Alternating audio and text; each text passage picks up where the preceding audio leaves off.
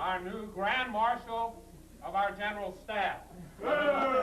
Under the new reforms. You will see other reforms later also. You will also see our dynamic, decisive Deputy Secretary of Defense, Mr. Tough the 14th. And needless to say, you will see the Secretary himself. But on this afternoon's card, we have the selection of this aircraft, and you will also see representatives of industry come forward and explain their positions. And last but not least, you will see the sinks. We always see the sinks whether we want to see them or not. And the sinks you see today will be the new breed of sink come about through the reforms. So let us get on with our show.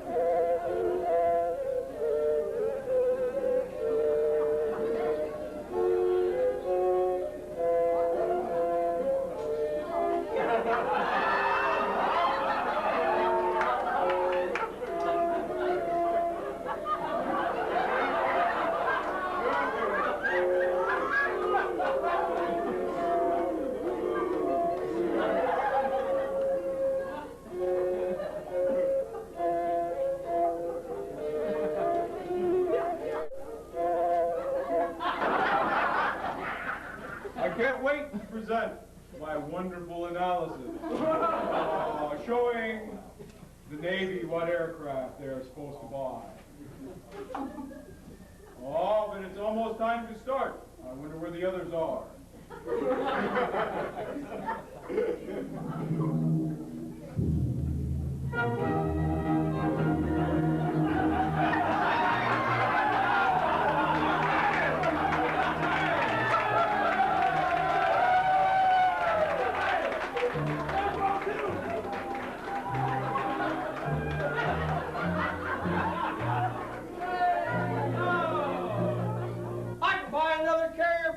And really take the war to the homeland. Look at this. I've jawboned another contractor down. I'll show him who's in charge around here. Now, how about a $5 billion break in my next fiscal guidance? Oh, John, you know I don't determine fiscal guidance, the Secretary does. Tell me, John, what contractor have you put out of business this time? Put out of business? What are you talking about? It's for their own good. Why, back in the Carter administration, we were paying $50 million a copy from the corrupt aerospace corporation, CAT for short, for the dingbat fighters.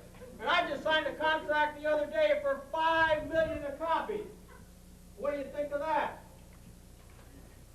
This is the contract. Don, this contract is only for contractor-furnished equipment.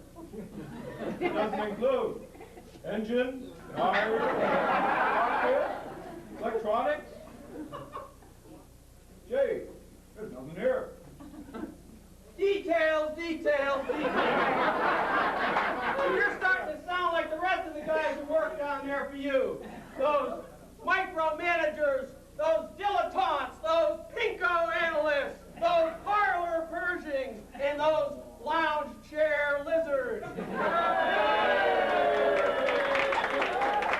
leave anybody out? Now look, quit changing the subject, but what about my $5 billion? Oh, what do I hear? Is it a bird? Is it a plane?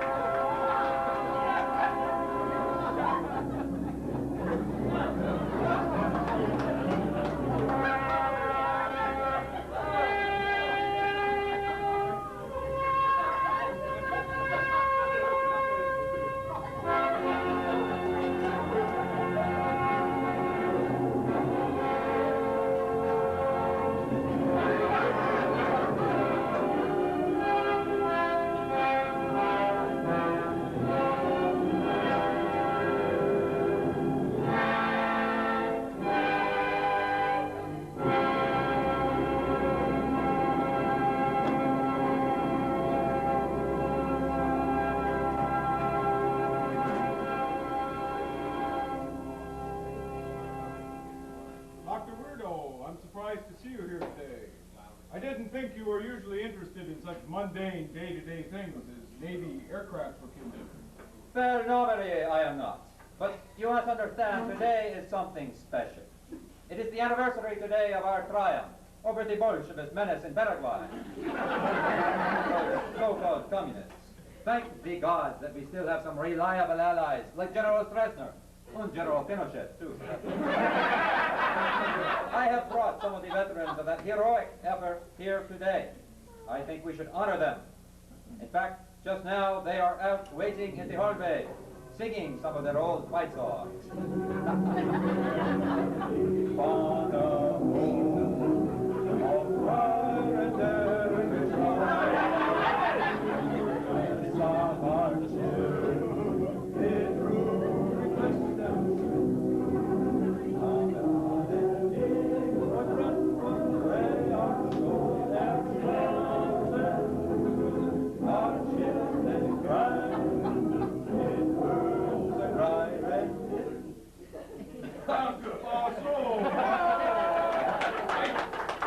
You don't propose to bring them in here, do you? You know, the rules say only principals at the DRB. You, under rules, we must put an end to such questionable practices. Such influences on the secretary must be eliminated. I am very upset by that. General Spillmore, I can tell you, has just completed his study of... And let me warn you, Dr. Who, that his first priority is to strap in you and all of those questionable people who work for you. We must rid this building of any contamination. Oh, surely, you can't be serious.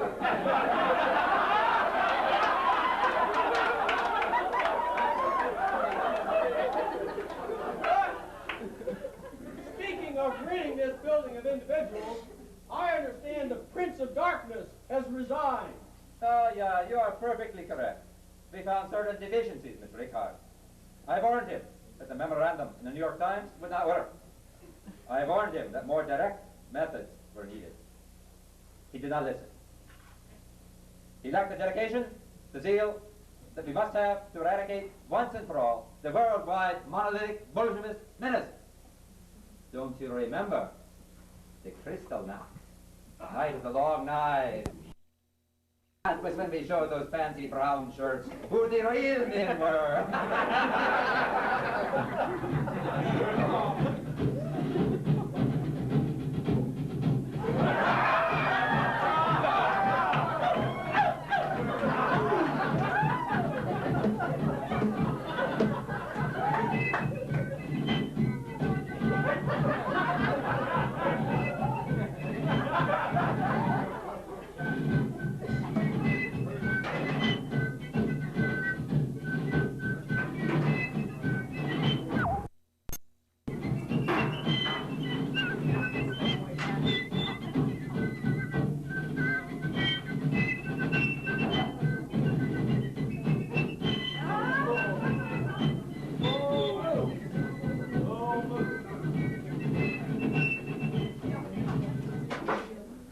Well, I'm sure glad to see you here today, General. We warriors need to stick together. You and I have seen war. You and I who have seen war know what is best for our boys in uniform, don't we? We need to buy the right airplane for our aviators, don't we? Yes, you're absolutely right. Only we who have been in battle, tested, know what we need. Not these fuzzy-cheeked civilians. I remember what it was like flying that B-29 over North Korea. Without that kind of experience, how can you expect to make the kind of decisions necessary to buy the Strategic Defense Initiative, Aegis cruisers, and light infantry divisions? Well, speaking of fuzzy-cheeked civilians, where is our esteemed Deputy Secretary?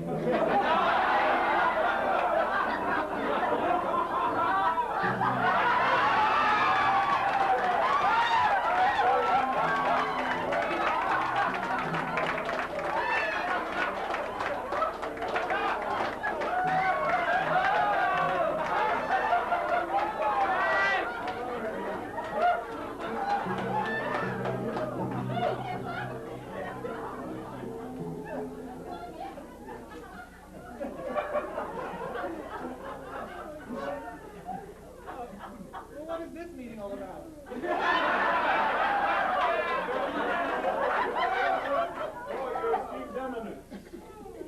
Today's DRB will consider Navy source selection for a closed air support aircraft. I don't know why we have to bother with all this stuff.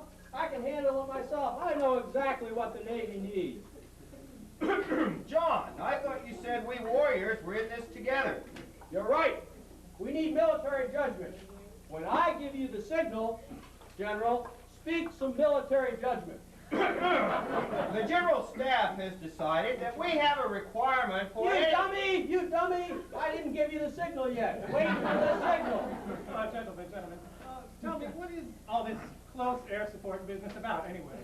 Why, I didn't know airplanes had anything to do with close air support. Besides, the Army and the Air Force have assured me that close air support is obsolete, dead as a dinosaur. Ah, let me explain it to you, Mr. Secretary. What our analysis tells us about closed air support... Don't listen to him. Don't listen to him. What does he know? Let General Bull Moose and I tell you what it's all about. But first, all you have to do is sign right here. The General Staff has decided that we have a requirement for any army For God's sake, General, I told you to wait for the signal. If you hadn't been buttoned in, he'd have signed it by now. Don't listen to any of them, Mr. Secretary. Do not listen. I know what the military capability is needed for war-fighting purposes. My calculations indicate that a 1.1 megaton device set for air burst, optimum altitude, 1,000 meters, would give a truly effective military capability. Such a device, spaced per single kilometer of FEMA, would solve our problems. That way, we can assure ourselves that all those Bolshevik spine will burn. They will burn. I don't mean to interrupt you, Doctor, but I'm surprised to see you here this morning. Why, I would have thought you'd be preoccupied with the initiation of our new security procedures. Yeah, well, today, as you know, we have initiated our pilot program down on the gun course. In fact, I am surprised that we missed you, Mr. Top. I gave explicit instructions. But I am concerned that the polygraph is an inadequate tool for our uses.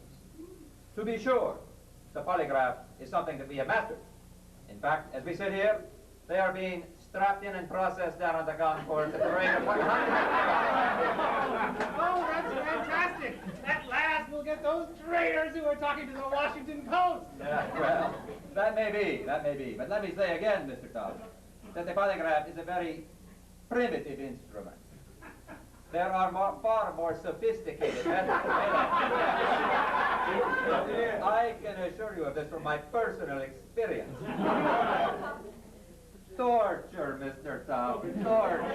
That will permit us to catch those who have learned to fool the polygraph. Let me start a pilot program, a small pilot program.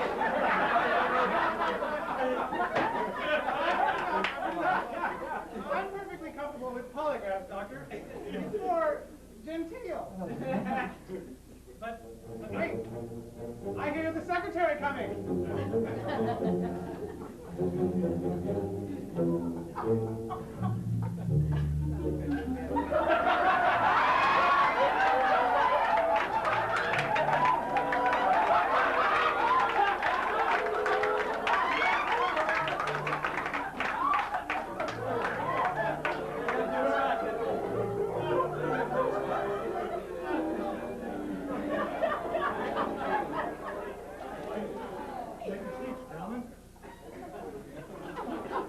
Now, what's this meeting all about? Is this the SPR or the AFPC? No, Mr. Secretary. This is a DRB today. DRB? What's it about? Well, we're here to address the issue of closed air support aircraft for the Navy. Don't listen to him, Mr. Secretary. There's no issue. All you have to do today is approve my decision, just like you always do. Mr. Secretary, Secretary, the General Staff and I have decided that we have a Stop! Stop! Stop! How many times have I told you? Wait for the signal, General. Ah, but there is an issue. We have two radically different concepts. We need to decide which one to pursue. My staff has done a beautiful analysis of all the options using the latest techniques of capital labor expenditure and capital stock value. We don't need any of that analysis crap. We're through all of this. The choice is simply between two competing designs.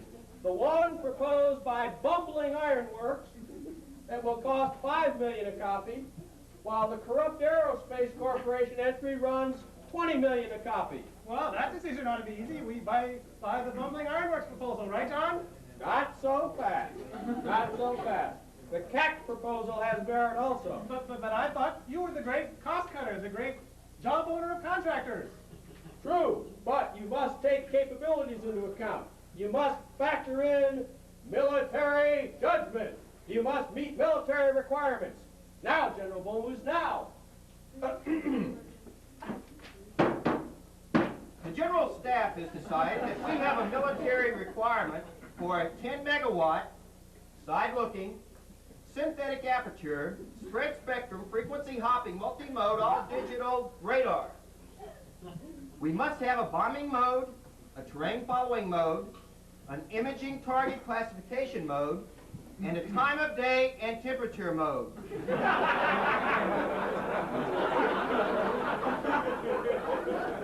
There must be six modest capacity, 100 gigabit per nanosecond digital computers, redundant inertial navigators, transonic weapon delivery, fully automated, threat reactive, electronic countermeasures, 2 seats, and finally, a mink line relief tube.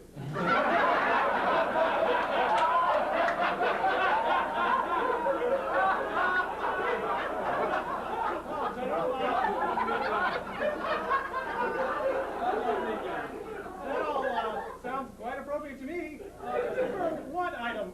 I don't quite understand what a relief tube is. Well, in combat, as only we warriors fully understand, you just can't go down the hall to the restroom, Mr. Tufts. You sort of have to bring the restroom along with you. Oh, I see. Now, but why must it be a mink line? Well, as you well know, as part of our maritime supremacy strategy, we need the endurance to attack the Kola Peninsula from the waters of the Gulf of Mexico or even the Chesapeake Bay. And we warriors know that on long missions, we eventually have to relieve ourselves. Isn't that right, General? And when you're operating out over the Kola Peninsula, you know it can get pretty cold out there. Doctor, perhaps we should ask Dr. Weirdo for the benefit of his vast experience. Jawohl, Mynheer. Yes, sir. I think this design is satisfactory. However, I am particularly enthused about the 10 megawatt radar provision. That will be particularly effective against the Bolshevik hordes. If you're in a situation having expended all your weapons, you merely point the radar aperture in the direction of the enemy, turn it up to full power, and fry all those communist vermin. But General, what about the mink line relief tube? Well, that is critically important. You must understand. It will enable us to preserve, unsullied, the vital bodily fluids of our valiant warriors. You must understand that the propagation of das Volk, of our people, Mr. Tuft, requires purity of essence. Any contamination and all is lost, I assure you. We must think of the required racial characteristics of future generations. Which reminds me, Finn, is the DRB going to take up my issue of genetic engineering production lines? General, Dr. Weirdo, I must remind you that the Executive Secretary has not yet set time for that session. Mein Gott, Speidel! Wir müssen diese Abgaben verstehen. Ist der Gegner in der Zukunft. Erfolge.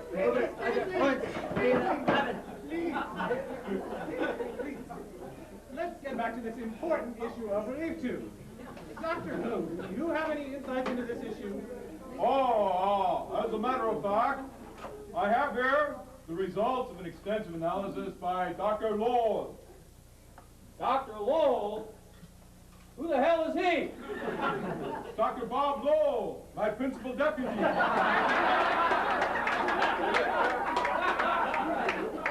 What does he do?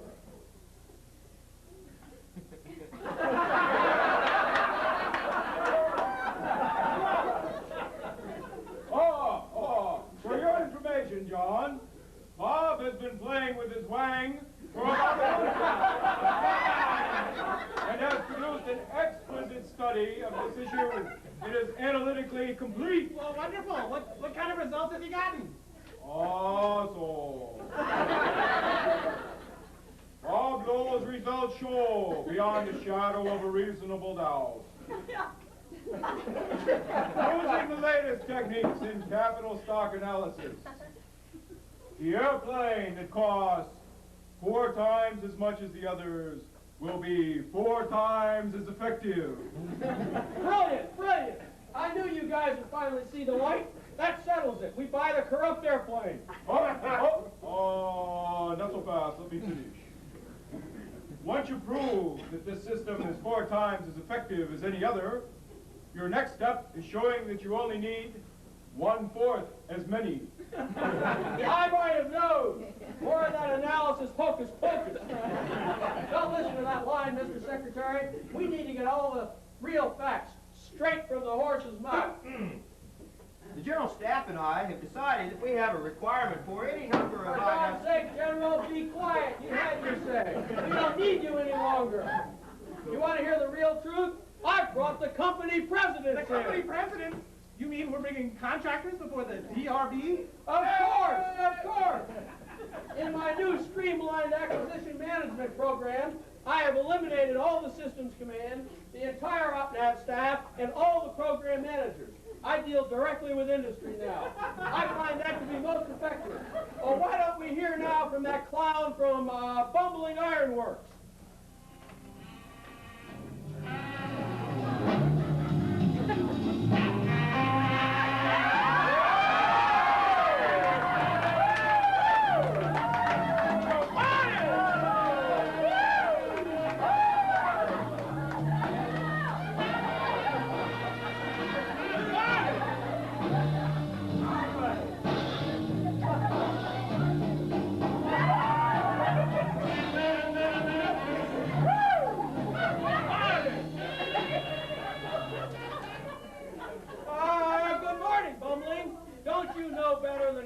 Appear before this group dressed like that? But John, you made me spend all my money on tooling and production, and this is all I have left. I've got to win this contract. See? I'm now bringing them to their knees. Let's just put out another press release. John, all that may be great, but what does this guy have to offer in the way of close air support aircraft?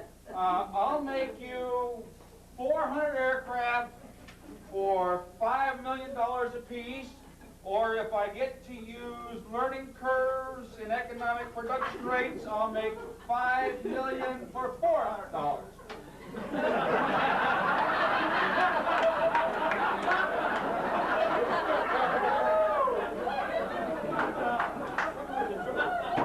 What will they do? Do they have to do something? I thought it was like Dibad. Dear Bumbling, how does your aircraft design satisfy the reading? Who is this anyway? What does she do? Does she type or what? No, honey, but I sure can bang a wang.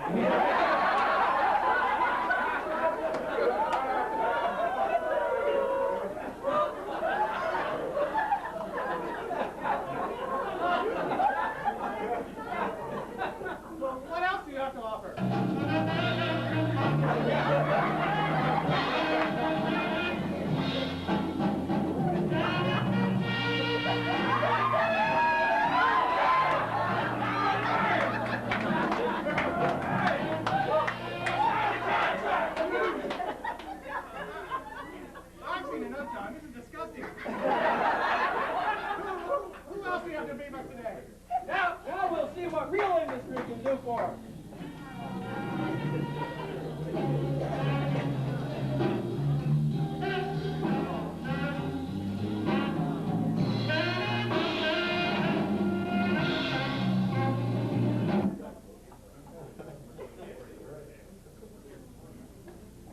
You'll see what real industry can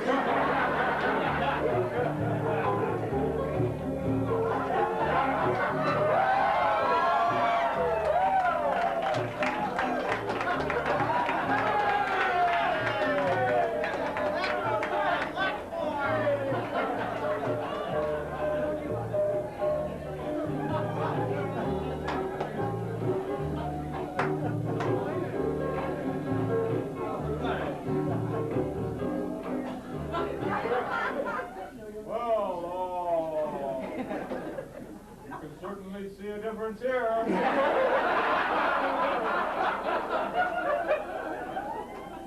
Yes, indeed. I guarantee you that we'll validate a military requirement for that, Mr. Secretary. Very decadent. I must study this decadence very, very carefully.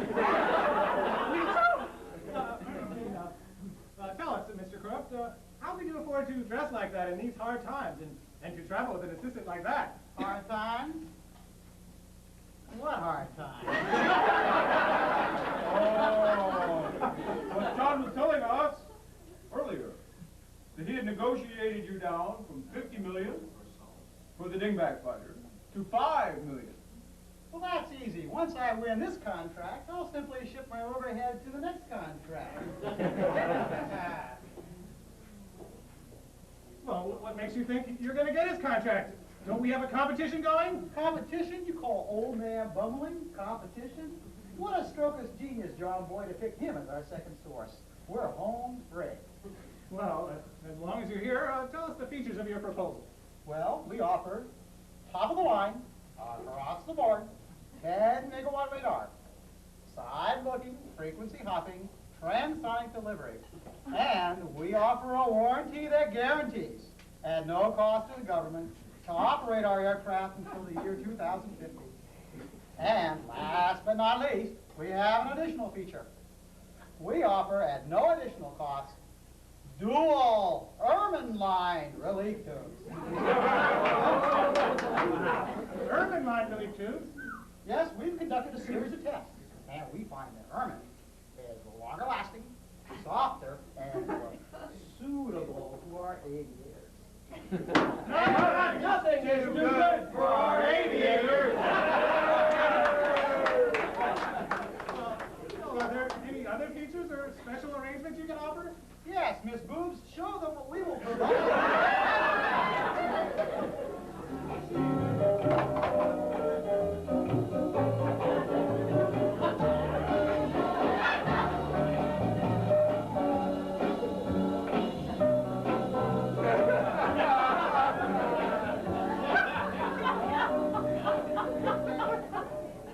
I think we can waive the requirement for an analytical justification for this one. Yes, we have an urgent military requirement for this, Mr. Secretary. I think that meshes precisely with our requirements for propagation of the species, Mr. I've seen enough. Let's sign the contract right now. Well, wait a minute. We haven't heard from the Sinks yet. Mr. Corrupt, you'll have to leave us an executive session while we hear from the Sinks.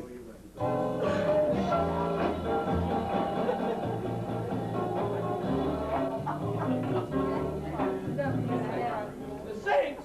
Why do we have to hear from the Sinks? We know the requirement.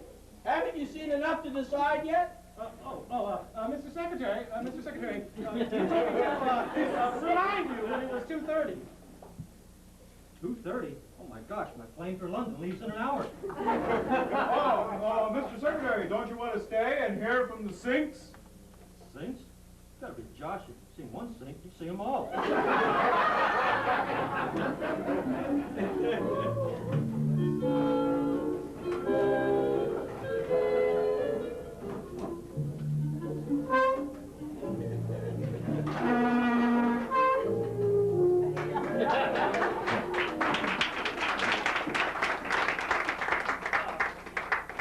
Well, General, we are going to hear from the Sinks, aren't we?